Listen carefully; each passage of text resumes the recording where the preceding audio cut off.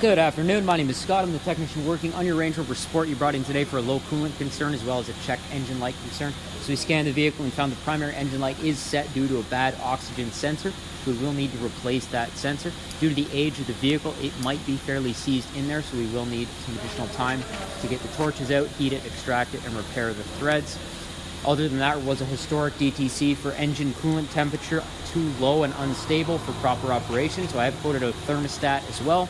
As for the coolant leak, we do have a few leaks in the vehicle. We look down through here, you can see the staining and the liquid on the front of the water pump. We look down in through the intake, it's hard to see with the camera. The primary leak is coming from the coolant crossover, so this crossover here is a two-piece design. So the updated one is a solid formed piece that goes in and then to the solid formed lower piece. If we look back here, we can see that same staining down the back of the tranny. That is coolant that is dripping out of the rear manifold. You can see it leaking from the seam just below that green tab. It's leaking out of the seam. Your oil filter also leaking. If you need an oil change, it is overdue on the sticker on the dash. And if I look at the bottom of the motor, the entire engine is soaked. Other than that, while the vehicle was in the air, I did note your front control arm bushings are torn. See the tear up at the top.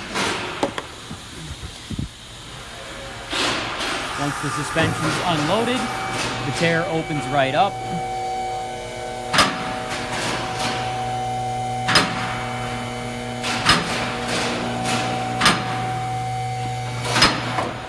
You do have a bit of bumper damage too.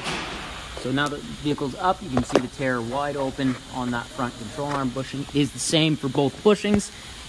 This side is actually much worse. That should be solid with no rip in it.